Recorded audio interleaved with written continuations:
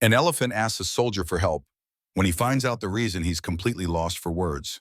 The scorching African sun beat down mercilessly on Sergeant Mike Cranston's neck as he knelt in the golden grass of Kenya's Tsavo National Park. 6 months into his deployment with the U.S. Army's Specialized Anti-Poaching Unit, he'd seen his share of wildlife encounters, but nothing had prepared him for this moment. Less than 10 feet away stood a massive male elephant, its dark eyes fixed directly on him, not charging, not retreating, just watching him with an intensity that made the hair on the back of his neck stand up despite the sweltering heat. "Don't move," whispered Captain Kamani of the Kenya Wildlife Service through the radio earpiece. "I'm tracking your position. The helicopter is 15 minutes out." Mike remained frozen, his military training kicking in as he assessed his limited options. His tranquilizer gun was holstered, and reaching for it might trigger the predator's chase instinct. His sidearm was a last resort he hoped desperately to avoid. This elephant was one of only 20 mature males left in this protected region, each one critical to the species' survival against the devastating impact of poachers. What happened next would later be documented in Mike's official report, though he would revise it 3 times before his commanding officer would accept it, and even then the file would be flagged for psychological review. The elephant, a magnificent specimen with full ivory tusks, took 2 deliberate steps toward Mike, then did something completely unexpected. It lowered itself to the ground with a groan that sounded almost human. Then it extended its massive right foreleg toward the soldier. "Ah, Jesus Christ," Mike breathed, instinctively raising his hand to signal a halt, a gesture that seemed absurdly inadequate against the king of beasts. But the elephant wasn't advancing to attack. As it stretched its leg further, Mike noticed something protruding from the massive footpad, something that didn't belong. A thick black object was deeply embedded in the elephant's flesh, with dried blood and inflammation surrounding the wound. "There's something in its foot," Mike reported into his radio, his voice steady despite his racing heart. "It appears to be injured." "Do not approach," Captain Kamani's voice crackled back immediately. "Wait for the veterinary team. That animal is still a wild herbivore regardless of any injury." The elephant's behavior defied everything Mike had learned during his pre-deployment training. Instead of aggression, the animal displayed what could only be described as deliberate communication. It extended its injured foot again, its eyes never leaving Mike's face, then let out a low sound somewhere between a groan and a whimper. Against direct orders and everything he had been taught about wild animal encounters, Mike made a decision that would later alter the course of his military career and his life. He slowly, deliberately removed his helmet and set it on the ground, a gesture of vulnerability that contradicted every survival instinct screaming in his brain. Then he spoke, not through his radio, but directly to the elephant in a low, calm voice. "Okay, big guy, I see your problem. Let me think about how to help you." The elephant, as if understanding, remained perfectly still, its injured foot still extended toward the soldier. Mike's mind raced through his emergency field medical training. The object appeared to be a poacher's crossbow bolt, likely fired during one of the increasingly brazen nighttime hunting operations that his unit had been deployed to combat. The wound was infected, the flesh swollen and discolored. Without treatment, the giant would likely die from blood poisoning within days. "I need to get closer to assess the injury," Mike reported, already knowing the response his words would trigger. "Negative, Sergeant." Captain Kamani's voice was sharp with alarm. "Maintain your position. The animal is compromised and unpredictable. That's an order." Mike weighed his options, considering the 15 minutes before help would arrive, the deteriorating condition of the elephant's foot, and the strange, almost supernatural connection he felt with the injured herbivore. Throughout his 12 years of military service, including 2 tours in Afghanistan, Mike had developed an intuition that had saved his life and the lives of his squad members on multiple occasions. That same intuition was now telling him something that defied logical explanation. This elephant was deliberately seeking his help. "Copy that, Captain," Mike responded, his decision already made. "But this elephant isn't acting like a wild animal, it's acting like a patient." Slowly telegraphing each movement, Mike reached into his medical kit and removed a pair of gloves. The elephant watched, its breathing labored, but its posture non-threatening. As Mike inched forward on his knees, closing the distance between himself and the 12,000-pound animal, he maintained a steady stream of calm, quiet words. I'm going to help you, but you need to stay just like that. We both want that thing out of your foot, but you can't stomp the guy trying to remove it. Deal? The absurdity of negotiating with a wild elephant was not lost on Mike. Yet somehow the animal's behavior suggested an understanding that transcended the natural order of predator and prey. It remained motionless as Mike closed the final distance between them, close enough now to smell the elephant's breath and see the individual whiskers framing its massive face. In that moment, kneeling before one of nature's most impressive herbivores, Mike experienced a clarity of focus that he'd only felt in the most intense combat situations. The elephant's injured foot lay before him, the crossbow bolt protruding at an angle that suggested it had been fired from a distance, and likely while the animal was in motion. The metal tip had penetrated the sensitive pad and appeared to have lodged against bone. I can see the problem, Mike said into his radio, his voice clinical and detached despite the extraordinary circumstances. It's a metal bolt, approximately 8 centimeters exposed, unknown depth of penetration. The entry wound is infected with significant inflammation and purulent discharge. Sergeant Cranston, Captain Kamani's voice had shifted from commanding to concerned. What is your current proximity to the animal? I'm within arm's reach, sir. The elephant is compliant. Even as he said it, Mike recognized how inadequate the description was, how it failed to capture the intelligent awareness in the elephant's eyes as it watched him examine its injury. A long pause followed before Captain Kamani responded. The veterinary team has been notified of the situation. Dr. Jerry says if you're confident the animal is remaining non-aggressive, you should apply pressure around the wound to stabilize the object. Do not attempt removal, he repeated. I repeat, do not attempt removal. Copy that, Mike acknowledged, though his instincts told him the bolt needed to come out immediately. The infection was advancing, and the continued presence of the foreign object was preventing any healing. Maintaining eye contact with the elephant, Mike reached slowly into his medical kit and extracted gauze pads and a small bottle of antiseptic. This is going to sting, he warned, feeling slightly ridiculous for explaining medical procedures to a wild animal. Yet something in the elephant's steady gaze suggested an understanding that transcended the expected boundaries between species. As Mike gently pressed the gauze around the wound to clean away the infection, the elephant flinched but didn't withdraw its foot or show any aggression. A low rumble emanated from its chest. Not quite a growl, more like a groan of pain mixed with what almost sounded like relief. Oh, good boy, Mike found himself saying, the words one might use with a domestic pet slipping out automatically. Just a little more, then we'll let the professionals take over. As he continued to clean around the wound, Mike noticed something that made his blood run cold. Etched into the metal shaft of the bolt was a small symbol, a rhinoceros horn crossed with a dagger. He recognized it immediately from intelligence briefings. The marking of the Nayati Syndicate, one of East Africa's most notorious poaching operations. Captain, the bolt has the Nayati insignia. These weren't opportunistic poachers. This was a targeted operation. The Nayati Syndicate was known for its sophisticated tactics and high-value targets. They specialized in rhino horn and elephant ivory, but lion parts had recently gained value in certain black markets for traditional medicines. Understood, Sergeant. Document everything and preserve the bolt when it's removed. This could provide valuable intelligence. As Mike continued treating the wound, his mind pieced together what might have happened.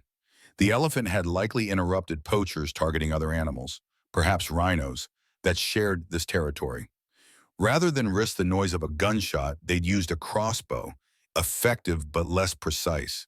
The bolt had struck the elephant's foot instead of a vital area, allowing the animal to escape, but leaving it crippled and unable to forage effectively. How long have you been suffering like this, big guy? Mike murmured, his respect for the animal's fortitude growing. A wound like this would have meant weeks of pain and hunger. Suddenly, the elephant's head jerked up, its attention shifting to something beyond Mike's shoulder. Its muscles tensed, and a low warning rumble emanated from deep in its chest. Mike froze, not daring to turn around. Had the helicopter arrived? Was another predator approaching? Or worse, had the poachers returned to finish what they'd started? Captain, something's happening. The elephant's behavior has changed. Maintain your position, Sergeant. The helicopter is 3 minutes out. What specifically are you observing? Before Mike could respond, he heard it. The soft crunch of grass under a boot behind him. The elephant's rumble intensified, but remarkably, it didn't flee or charge. Instead, it seemed to position itself slightly forward, as if placing itself between Mike and whatever approached. U.S. military, identify yourself, Mike called out sharply, his hand moving instinctively toward his sidearm, despite the awkward position he was in, still kneeling beside the elephant. Easy, soldier, came a female voice with an American accent. Dr. Leah Nolan, wildlife veterinarian. I was doing field research nearby when I picked up the radio chatter. Moving with deliberate slowness, Mike turned his head enough to see a woman in khaki field clothes approaching, medical pack in hand. The elephant continued to rumble softly, but remained in place. How did you get here so fast? Mike asked, maintaining his position to avoid startling the elephant. I was tracking a pregnant elephant cow less than 2 kilometers from here. Your situation sounded unique. She stopped a respectful distance away, her experienced eyes assessing both Mike and the elephant. And it appears the radio chatter didn't fully capture just how unique. He's actually letting you treat him. Seems that way, Mike confirmed, still not entirely believing it himself. He approached me, showed me the injury. It's a poacher's bolt. Nayati syndicate marking. Nolan's expression darkened. They've been increasingly active in this sector. 2 rhinos were found dead last week, horns removed. She studied the elephant with newfound interest. This big boy might have interrupted their operation. That was my thought as well, Mike agreed. The bolt needs to come out and the wound needs proper treatment. I've just been stabilizing until the KWS veterinary team arrives. With your permission, Sergeant, I can do more than stabilize. I have a full field surgery kit with me, including antibiotics and pain management. This is my specialty. Mike relayed the information to Captain Kamani, who quickly authorized Dr. Nolan to take over treatment once her credentials were verified over the radio. What followed was a careful choreography as Dr. Nolan slowly approached, narrating her movements to both Mike and the elephant in a calm, steady voice. I'm going to administer a local anesthetic first, she explained, preparing a syringe. It won't sedate him completely, but it should dull the pain enough for extraction. I'm amazed he's allowing this level of handling. The elephant flinched slightly when the needle entered the inflamed tissue around the wound, but otherwise remained remarkably still, as if understanding that this momentary discomfort was necessary for relief. Dr. Nolan worked with practiced efficiency, her movements precise and confident despite the extraordinary circumstances. I've never seen anything like this in 20 years of wildlife medicine, she murmured, preparing her extraction tools while waiting for the anesthetic to take effect. Elephants are highly intelligent, but this level of trust with humans is unprecedented in a wild specimen. Mike maintained his position, speaking softly to the elephant as Dr. Nolan worked. You got the best doc in Kenya working on you now, big guy. You'll be foraging again in no time. The bolt is embedded deeper than I initially thought, Dr. Nolan observed after probing the wound. It's against the metacarpal bone, but hasn't penetrated it, thankfully. I'm going to need steady hands for this extraction. For 15 tense minutes, Mike and Dr. Nolan worked in silent coordination, she focusing entirely on the delicate extraction while he monitored the elephant's responses and kept it calm with his presence and voice. When the metal bolt finally slid free, Dr. Nolan held it up briefly before placing it in a sterile evidence bag. We'll want to run tests on this, she said. There could be DNA evidence from the poachers, and we need to check for any toxic substances. Some operations have begun using poison weapons to ensure their targets don't survive, even if they escape. The wound began bleeding freely once the bolt was removed, and Dr. Nolan quickly applied antiseptic and pressure. I need to flush this thoroughly and get antibiotics on board. He's going to need follow-up treatment, but at least now he has a chance. As if understanding her words, the elephant turned its massive head toward the veterinarian, its dark eyes studying her with the same intense focus it had directed at Mike earlier. I think he's thanking you, Mike said, surprised by the emotion in his own voice. Dor Nolan smiled slightly without looking up from her work. I think he's wondering if I'm going to hurt him more or help him. Animals live in the moment, Sergeant. They don't have our concepts of gratitude. Yet something in the elephant's demeanor suggested otherwise to Mike. There was an awareness in those eyes that went beyond instinct or conditioning. When Dr. Nolan administered an injectable antibiotic and painkiller, the elephant accepted the second needle without resistance, its gaze never leaving Mike's face. The distant thrum of helicopter rotors announced the arrival of the Kenya Wildlife Service team, and Kamani's voice crackled over the radio. Veterinary unit is inbound with tranquilizer capability. What's your status, Sergeant Cranston? Dr. Nolan has successfully removed the bolt and treated the wound, Mike reported. The elephant remains calm and non-aggressive. Remarkable, came the captain's reply. Dr. Jerry wants to know if sedation is still advised for full examination and tracking collar placement. Dr. Nolan considered this as she finished bandaging the foot. Given his extraordinary behavior, I'd prefer to avoid sedation if possible. It carries risks, especially for an animal already compromised by infection and likely dehydration. If he continues to remain calm, we can attempt the collar placement without chemical intervention. As the helicopter landed in a clearing 200 meters away, the elephant's muscles tensed. It rose partially from its resting position, eyes fixed on the aircraft. Easy, Mike soothed, instinctively placing a hand on the elephant's shoulder, a gesture that would have been suicidal under normal circumstances. They're here to help you too. Remarkably, the elephant settled back down, though its eyes remained wearily fixed on the approaching team. Dr. Jerry, the KWS senior veterinarian, slowed his pace as he neared, his expression a mixture of disbelief and professional curiosity. In 30 years of wildlife medicine, I have never witnessed such a scene, he said quietly to Dr. Nolan. Your radio description didn't do it justice. Working together, the veterinary team completed a full field examination of the elephant, documenting its condition with photographs and measurements. They estimated it to be approximately 8 years old, prime age for a male, and despite the foot injury, in otherwise good health. A GPS tracking collar was fitted while Mike continued to keep the elephant calm with his presence and voice. We'll name him Askari, Dr. Jerry decided, entering the designation into his tablet. It means soldier in Swahili. It seems appropriate given the circumstances. When the examination was complete, the team backed away to a safe distance, leaving only Mike and Dr. Nolan with the elephant. The question hanging in the air was obvious. What now? Would the elephant simply walk away? Would it require encouragement to return to the wild? The medication will make him drowsy, Dr. Nolan explained, packing her equipment. He should rest here for a while before moving. The tracking collar will allow us to monitor his recovery and movement patterns. Mike nodded, reluctant to break the connection that had formed, but knowing it was necessary. This was a wild animal, regardless of its unusual behavior. It belonged in the savannah, not in human company. Time for me to go, Askari, he said softly. You take care of that foot. As if understanding, the elephant blinked slowly, a gesture that in pachyderm behavior often signifies trust and contentment. Then, to the astonishment of everyone present, it extended its uninjured foreleg and placed it briefly on Mike's knee before withdrawing it and settling into a resting position in the grass. The gesture left Mike completely lost for words. 6 months later, Sergeant Mike Cranston stood on the observation platform at the eastern boundary of Tsavo National Park, binoculars trained on a herd of elephants resting in the shade of an acacia tree. Among them was a large male with distinctive tusks, identifiable by the GPS collar still around its neck. Askari has fully integrated with the herd, Dr. Nolan explained, checking the tracking data on her tablet.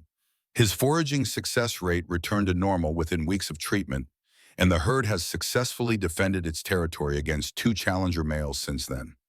And the poachers, Mike asked, not lowering his binoculars. The evidence from the bolt was instrumental in tracking down the Nayati operation, she confirmed. KWS and Interpol conducted raids on 3 locations based on DNA and materials analysis. 6 arrests so far, with more pending. Your encounter with Askari may have done more for conservation than a year of regular patrols. Mike nodded, watching as the elephant rose and stretched in the distance, its movements powerful and fluid. No sign remaining of the injury that had brought them together. The official report of the incident had been carefully worded, emphasizing the unique circumstances and medical necessity while downplaying the more inexplicable aspects of the encounter. Yet everyone who had witnessed it knew they had experienced something that defied conventional understanding of wildlife behavior. "My deployment ends next month," Mike said, finally lowering the binoculars. "I've been thinking about what comes next." Dr. Nolan glanced at him with interest. "Any decisions?" "I've applied to the International Anti-Poaching Foundation's Ranger Training Program. They're looking for people with a military background to help train local conservation teams." She smiled, inspired by a certain four-legged patient. "Something like that," Mike acknowledged. "That day changed my perspective. I came to Africa thinking I was protecting wildlife as part of a broader mission. But now I understand it's more than that. These animals aren't just resources to be preserved. They're individuals with intelligence and awareness we're only beginning to comprehend." As if hearing his words across the distance, Ascari raised his massive head and looked directly toward the observation platform. The radio tracker confirmed it was the same elephant, now fully recovered and thriving in his natural environment. In that moment, despite all rational explanation to the contrary, Mike felt the same connection he had experienced months earlier, a recognition between species that transcended conventional understanding.